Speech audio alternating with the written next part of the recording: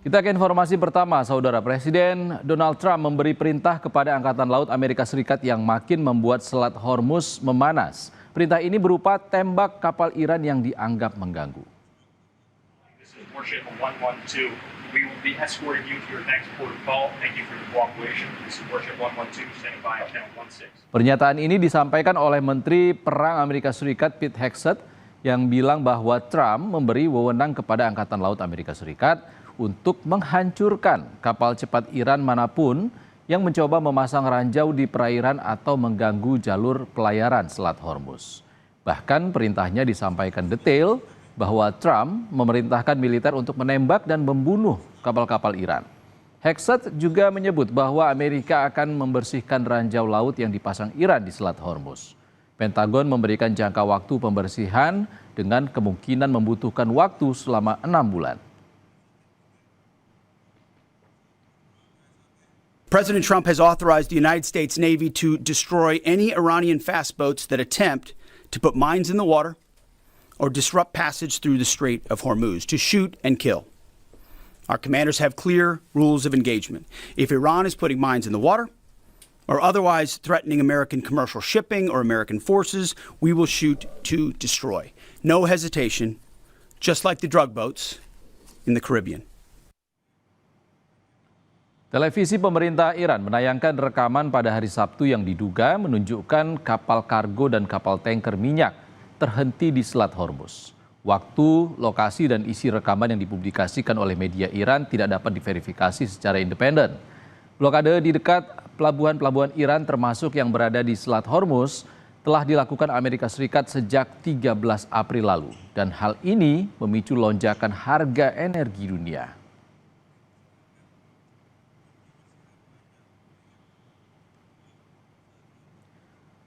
Sementara itu, Turki menyatakan siap membantu untuk membersihkan ranjau di perairan Selat Hormuz setelah Amerika dan Iran mencapai kesepakatan damai.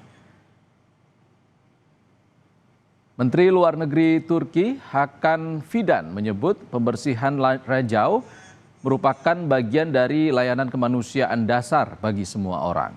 Upaya ini tidak bisa diartikan sebagai memihak dalam perang. Turki menegaskan upaya ini hanya bisa dilakukan jika Amerika dan Iran telah mencapai kesepakatan damai. Allah korusun tekrar başlaması mümkün bir savaşta tekrar bir tarafmış gibi bir ortaya çıkma söz konusu olursa burada tabii bizim hassasiyetlerimiz var. Orada başka bir pozisyondayız. Şimdi bunu bizim ortaklarımız da çok iyi anlıyorlar. Şu anda ana odak noktası biraz daha mayınların temizlenmesi. Mayınların temizlenmesi temel insani, bütün herkesin hizmetine olan, savaşlarda bir yer taraf tutmayla alakalı bir konu olmayacağı için bir anlaşma sonrası bu türden bir şeye biz sıcak bakabiliriz. Saudara, dosen hubungan internasional BINUS University, Tia Mariatul Kiptiah, punya analisis terkait safari politik Iran ke Oman dan gagalnya perundingan jilid 2 Iran dengan Amerika Serikat di Pakistan.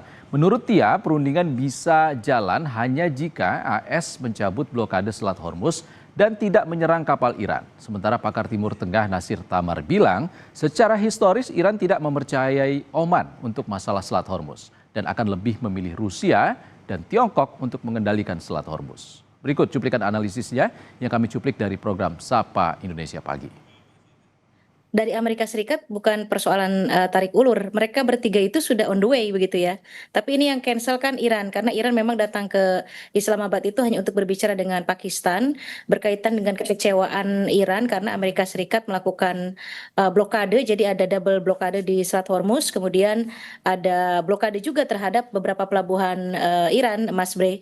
Jadi intinya memang Iran tidak ada niat untuk round 2 ini, jadi bukan tarik ulur dari kedua belah pihak. Sementara dari pihak Amerika Serikatnya sudah on the way begitu ya, sudah cukup confident untuk datang dan ingin melakukan beberapa poin agreement dengan pihak Iran. Jadi Iran memang harga mati, Mas Bre, bahwa round 2 ini bisa dilaksanakan jika Amerika Serikat itu menarik blokade di Selat Hormuz, tidak menyerang pelabuhan Iran, kemudian tidak menyerang kapal-kapal Iran yang ada di Selat Hormuz. Jika itu masih dilakukan, Iran tidak akan kembali. Jadi artinya memang cukup strict sekali Iran ini, dan untuk melakukan kebijakannya ini untuk dalam strict konsisten, Iran melakukan safari politik kalau di bahasa kita ya. Saya pikir bukan hanya bertemu dengan Oman, tapi juga Iran bertemu dengan Presiden Putin begitu ya. Mereka juga berbicara mengenai kondisi keamanan di regional Middle East. Kemudian sekarang dengan Oman, karena Oman ini, Mas Bray, dalam politik Timur Tengah itu ada yang disebut dengan aliansi pasif, ada yang disebut dengan aliansi aktif. Aliansi aktif itu adalah Saudi Arabia, misalnya Uni Emirat Arab dan Qatar terhadap Amerika Serikat, dan ada 2 negara yang disebut dengan aliansi pasif, yaitu Oman dan Kuwait. Jadi beberapa kebijakan yang dilakukan Saudi Arabia misalnya, ketika melakukan satu deal dengan Amerika Serikat atau kerjasama, 2 negara ini cenderung pasif. Pasif artinya sering melakukan sikap netral, tidak selalu ikut dalam kebijakan Gulf countries, terutama berkaitan dengan Amerika Serikat. Dan saya pikir langkah Iran untuk approach terhadap Oman ini satu langkah yang cukup baik. Di tengah-tengah memang negara Teluk juga sekarang sudah mulai berubah sikap ya, saya pikir ya. Uni Emirat Arab juga sudah menyatakan beberapa pernyataannya bahwa jika Amerika Serikat tidak menghentikan juga konflik ini, bisa jadi nanti ke depan negara-negara Teluk bisa mengubah nilai tukarnya dalam perdagangan global dengan yuan misalnya. Karena Cina juga bergerilya ternyata. Jadi tidak Iran sendirian dalam melakukan komunikasi politik dengan beberapa negara Teluk, tapi Cina juga ikut serta. Ini saya pikir salah satu langkah politik yang cukup baik di mana Iran harus menyelesaikan konflik ini tanpa tekanan dari Amerika Serikat. Demikian Mas Bray. Baik, saya mau coba ke Pak Nasir. Pak Nasir masih bergabung bersama kami? Ya, halo. Ya, Pak Nasir, untuk sikap Iran sendiri yang kemudian seakan-akan ini menolak untuk kemungkinan negosiasi kemarin di Pakistan, ini apakah kemudian memang sikap yang tidak bisa diubah lagi oleh Iran? Pokoknya kalau tidak buka Selat Hormuz, saya tidak mau untuk bernegosiasi dengan Amerika Serikat. Tapi di sisi lain juga Amerika Serikatnya juga ngebet banget sebenarnya pengen negosiasi. Anda melihatnya sebenarnya antara Iran dan juga Amerika Serikat ini mana sih yang lebih ingin dan juga lebih besar kemauannya untuk bisa bernegosiasi? Selamat pagi Mas, salam kenal. Saya Dr. Nasir Tamara, sudah mengamati masalah Timur Tengah selama setengah abad. Dengan berada di Timur Tengah langsung dan juga melakukan penelitian yang ekstensif terhadap masalah di sana. Jadi begitu Iran memutuskan untuk tidak melanjutkan pembicaraan di Islamabad, Anda lihat minyak sudah naik 2%. Jadi apa yang terjadi di sana itu,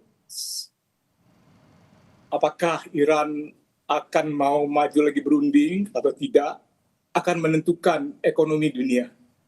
Iran itu sekarang sedang melakukan perjalanan menuju Rusia juga. Oman itu adalah sebuah tetangga bersama negara-negara lain yang tergabung di dalam GCC. Oman itu letaknya di seberang tepian Selat Hormuz ya, jadi Teluk Persia. Jadi sebuah negara yang sudah lama ada di situ. Hubungan Iran dengan Oman itu tidak sepenuhnya saling mempercayai. Jadi sulit sekali kalau mengatakan bahwa Iran akan menggunakan Oman sebagai perantara, atau juga Iran akan mengajak Oman sebagai sebuah sekutu. Tidak.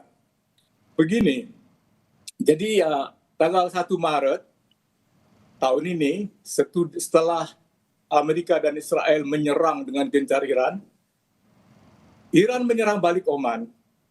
7 orang meninggal di Oman karena serangan di pelabuhan-pelabuhan itu, dan belasan orang luka-luka. Dan pangkalan Amerika Serikat di sana hancur. Dan ini kan tentunya meninggalkan luka juga terhadap Oman. Sebaliknya bagi Iran, Oman itu juga sulit dipercaya. Karena Iran sudah dengan baik hati ya gitu, dengan niat yang baik, datang berunding di Oman 2 kali. Dan ketika perundingan itu hampir mencapai final, tiba-tiba Iran diserang. Tetaplah bersama kami di Sapa Indonesia Siang, saudara. Kami segera kembali dengan kabar soal serangan udara Israel yang mengguncang wilayah selatan Lebanon.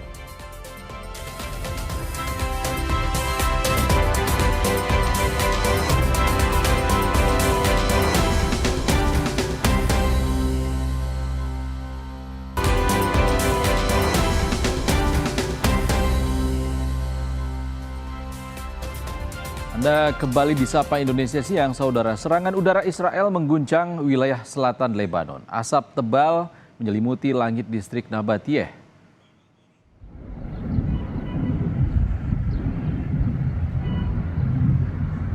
Kepulan asap besar membubung di sejumlah kota termasuk Fartebnit, Zautar, dan Nabatiyeh Al-Fauqa.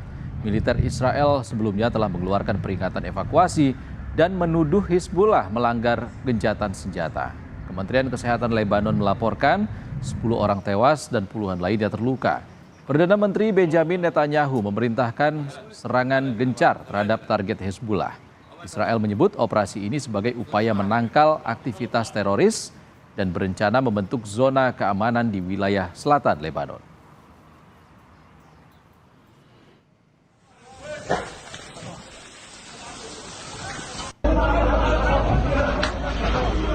Israel pun meluncurkan serangan udara ke kota Safat al-Batih, Lebanon Selatan. Serangan ini menghancurkan permukiman warga.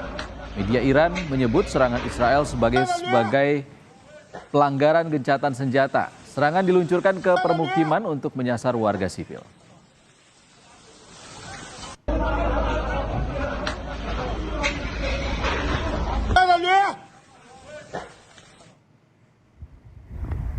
Sementara itu, serangan udara Israel pada Sabtu waktu setempat tak hanya menyasar Safat al-Batih, sejumlah wilayah di Lebanon Selatan juga jadi sasaran serangan udara Israel. Meski dalam gencatan senjata, Israel terus melakukan serangan dengan dalih menyasar fasilitas Hizbullah.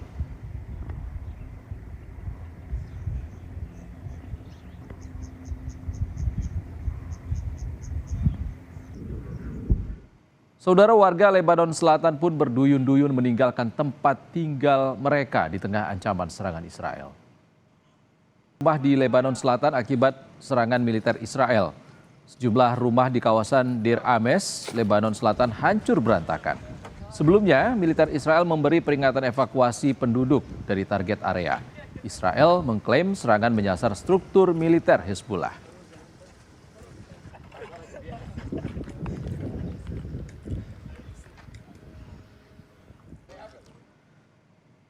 Kabar usai jeda, Saudara, lantaran tak ada jembatan penyeberangan, warga dusun Lahiding ramai-ramai bergotong royong memikul jenazah kerabatnya melewati sungai Kambaniru. Lengkapnya usai jeda.